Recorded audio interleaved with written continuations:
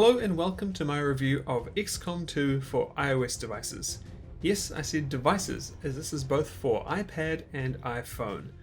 It's been developed by Feral Interactive, who you may remember worked on the excellent port of Company of Heroes earlier this year, and also the port of XCOM 2 to Mac and Linux computers.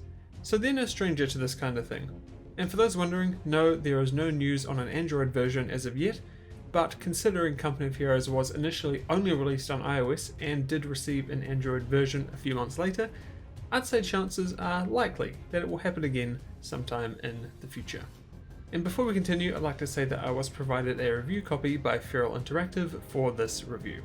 Now, I'm not going to be spending too much time covering the actual content of XCOM 2, as the game itself has been out for quite a while and you likely know what's available in the game already. While I've only played the iPad version for around 6 hours, I have finished the game on PC multiple times, so here's my 2-word review of the content. It's great! And if you don't believe me, there's more than enough reviews online already, so I won't waste my time, or yours, going over it in depth. I'll just stick to the low-level stuff here. Here's a very quick rundown for those who aren't up to speed. XCOM 2 is a turn-based tactics strategy game where you command a resistance movement against an alien race who's taken over the world. There are 2 main gameplay layers. The first is a base management system where you research technology, train soldiers, upgrade gear, and build new facilities in order to run your organization. The second is the turn-based tactics game where you undertake missions and control a squad of soldiers deployed in the field to complete objectives like killing aliens, securing intel, or rescuing civilians. The whole game is narrative driven and it will take you around 30, 40 or even 50 hours to complete. Heck, maybe even longer than that if you're a completionist. Now, I'm mainly here to talk about the performance and intricacies related to the iOS version of XCOM 2, so if you want a full rundown of the gameplay and story, there is a bunch of videos readily available online. So, for what's included in the iOS release, this is indeed the full-fat version of XCOM 2 War of the Chosen. You get the base game and all 5 pieces of DLC, so that's Shen's Last Gift, Anarchy's Children, Alien Hunters, the Resistance Warrior Pack, and, like I said, War of the Chosen. It's pretty amazing to see this amount of content available on a mobile device. With Feral's last port of a beloved strategy game, Company of Heroes, I was concerned that there might not be enough to do to keep players entertained, and I certainly do not have that concern here. And while you don't have access to the vast array of mods that you do on PC, XCOM 2 in its own right has more than enough for teens, or for some, probably hundreds of hours of play.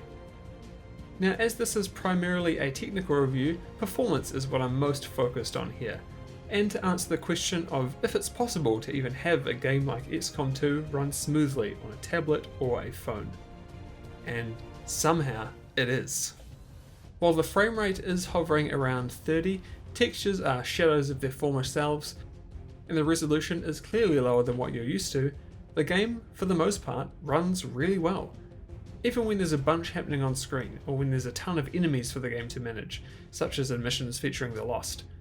And considering I'm running this on nearly 4-year-old mobile hardware, that being a 2017 iPad Pro, that's quite impressive. Now, there are some hitches, definitely. Loading into a mission or starting a new cutscene are particular moments that will hang for a second or two, and generally speaking, things just take longer. Starting the game, load times, switching between rooms in the Avenger, issuing and resolving actions, etc. But it's not enough to take you out of the experience, and thankfully the performance is consistent. So you know what to expect, and 95% of the time, the game won't surprise you with unexpected stutters. Look, I'm not going to say it's perfect, and to be honest, I would appreciate some graphics options in the menu to try and get the FPS closer to 60 and just sacrifice a few more graphical niceties. But I get that may just not have been feasible. Visually, it's obviously clearly lacking when compared to the PC version, but man, seeing XCOM 2 in all of its glory on an iPad, or an iPhone for that matter, is darn impressive. And the fact that you can just pick this up and take it anywhere, and have this much game on hand. We truly are living in a new age of portable gaming, and in my opinion, this is reaching The Witcher 3 on Nintendo Switch levels of impressive. Feral Interactive have done a great job at crafting a touch-based interface for XCOM 2. The UI is clean, and for the most part, it's very intuitive. There was a couple of times where I found the buttons to be in unexpected places, or have finicky inputs when trying to move soldiers for example, but all in all it's not really a big deal. Like their work on Company of Heroes, Feral have shown that they understand how to make a clever and intuitive UI for complex games, and I'm thankful because a game like this would absolutely fall over without one. Now, hardware requirements are quite important, and this won't work on just any old iPad or iPhone, and it won't work on as many devices as Company of Heroes did. But luckily there is a handy chart on Feral Interactive's website laying it all out. Put it simply, the XCOM 2 collection is supported on the iPhone 7 Plus and 8 Plus, and then any iPhone released since the iPhone 10. Supported iPads include all the iPad Pros released since 2017, and all other iPads released since 2019. Personally, I'm playing it on an iPad Pro 10.5 inch, which is from 2017, and that's near the bottom of the list in terms of performance on supported devices. So unless you're planning to play on an iPhone 7 Plus, which is a bit slower than my iPad, you'll almost certainly get better performance than I did. For sanity's sake, I also did a bit of testing on an iPhone 11, and as expected it ran quite well, a bit better than it did on my iPad, but all of the footage you're seeing is from the tablet. Now, I did say this would be a quick review, so let's wrap this up.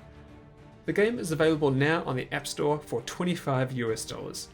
Considering the same content on Steam has a base price of $130 US when not on sale, I think that's a pretty sweet deal. There's no microtransactions and there's no funny business in regards to it being a mobile game. You just buy it, you play it, you're sorted.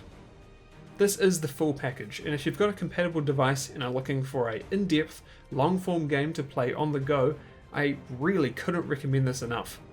And if you've played XCOM 2 already, then you probably don't need me to tell you that it's worth a buy. Let's just hope our Android brothers and sisters can join in on the fun soon enough. Thanks very much for watching. If you'd like to follow me for updates on the channel and future videos, then you can do so on Twitter. And don't forget to subscribe if you enjoyed the video. Thanks again, and I'll see you next time.